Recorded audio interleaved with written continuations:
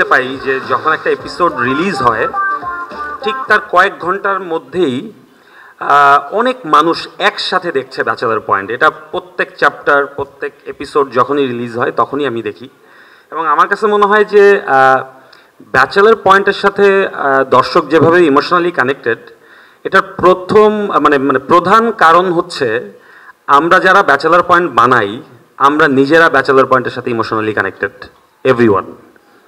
এবং আজকে আমার খুব ভালো লাগছে যে আমি যখন আমার প্রথম সিরিয়ালের প্ল্যান করি, টেলিভিশন সিরিয়াল ছিল ব্যাচেলার পয়েন্ট একটা সময়, তো আমার লাইফের ফার্স্ট সিরিয়ালের সময় আমি যেই চরিত্রগুলো ভেবেছিলাম তার মধ্যে অন্যতম একটা চরিত্র ছিল নেহাল, যেই নেহাল ব্যাচেলার পয়েন্ট সিজন 1 এবং সিজন 2 দুইটা সিজনে আমাদের সাথে ছিল। তারপর সামহাউ নেহালকে আমরা হয়তো আমাদের সময় সুযোগ মতো পাইনি। এবার সিজন 5-এ এসে নেহাল আমাদের সাথে যুক্ত হয়েছে। আমি তৌসিফ ভাইকে অ্যাজ এ নেহাল হিসেবে যুক্ত হওয়ার জন্য বিশেষভাবে ধন্যবাদ জানাচ্ছি। এবং আমরা যারা কাজ করছি ব্যাচেলার পয়েন্টের সাথে বা দর্শক যারা আছে, আমি জানি সবাই নেহালকে প্রচুর মিস করতো, কারণ আমি যখনই কিছু পোস্ট করতাম তখন সবাই ওইখানে নেহালের কথা লিখতো যে নেহালকে মিস করছি, এবং এই নেহালকে আমিও মিস করতাম। সেজন্য মাঝের দুইটা সিজনে নেহাল না থাকার পরেও নেহালকে নিয়ে বিভিন্ন রকম সিকোয়েন্স হতো আমার। কাবিলা কখনো নেহালকে মিস করতো, কখনো হাবু ভাই মিস করতো। সো আমি আসলে আমার কোনো চরিত্রকে মেরে ফেলতে চাই না, আমি চাই আমার চরিত্রগুলো আমার মাঝে থাকুক। আর একসাথে কাজ করতে গেলে অনেক ধরনের প্রবলেম হতে পারে, অনেক ধরনের মনোমালিন্য হতে পারে। আমার সাথে নিশ্চয়ই তৌসিফ ভাইয়ের কখনো ঝগড়া হয় নাই।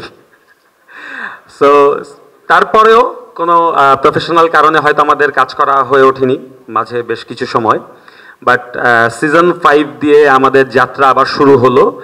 আমার কাছে মনে হয় যে সামনে আমরা একসাথে আরও অনেক দূর যাব, এবং ব্যাচেলার পয়েন্টের প্রত্যেকটা মেম্বার, আমরা আসলে যারা ব্যাচেলার পয়েন্টে কাজ করি তারা আসলে ইমোশনালি কানেক্টেড। এবং নেহালকে আমরা কামব্যাক করানোর জন্য আমরা জাস্ট একটা সিকোয়েন্স শ্যুট করেছিলাম। সো একটা সিকোয়েন্স শ্যুট করার পর ওই সিকোয়েন্সটা যখন আমরা এডিটিং টেবিলে দেখি আমাদের গুজবাম হচ্ছিল, মনে হচ্ছিল যে কিভাবে আসলো এটা।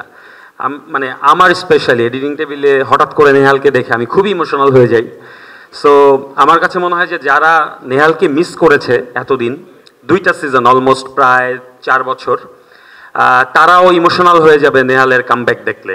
সো আমাদের নেক্সট চ্যাপ্টার 4-এ বঙ্গতে একসাথে 8 পর্ব দেখতে পাবে দর্শক, এবং চ্যাপ্টার 4-এ নেহাল ইন করছে আপনাদের সবার প্রিয় ব্যাচেলার পয়েন্টে। সো সবাই ব্যাচেলার পয়েন্টের সাথে থাকবেন, এবং নেহাল কিভাবে আসলো সেটা দেখতে হলে আসলে চ্যাপ্টার 4 দেখতে হবে। Thank you so much. আমি এবার বিদায় নিব, এবং আমার টিমে যারা আছে সবাই হয়তো কিছু না কিছু বলবে নেহালকে নিয়ে।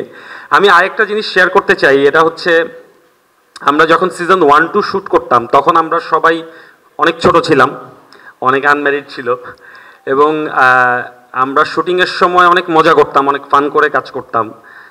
আমরা শুটিংয়ের সময় অনেক বেশি খেতাম, লাঞ্চে অথবা ডিনারে বিভিন্ন জায়গায় খাইতে যেতাম, এবং তখন আমরা সবাই খাওয়ার পর ফ্রেন্ডরা যেরকম টাকা ভাগাভাগি করে দেয় আমরা ওরকম নিজেরা ভাগাভাগি করে করে টাকা দিয়ে তারপর শুটিংয়ের সময় লাঞ্চে বা ডিনারে অনেক সময় অনেক জায়গায় খেতে যেতাম। সো ওইটা এখন হয়ে ওঠে না, বিকজ অফ এখন সবাই বড় হয়ে গেছে, সবাই বিল দিয়ে দিতে চায়। সো এবার সিজন 5-এ আমরা ট্রাই করবো ওইভাবে কয়েকদিন খেতে, সবাই মিলে টাকা দিয়ে। Thank you so much, thank you.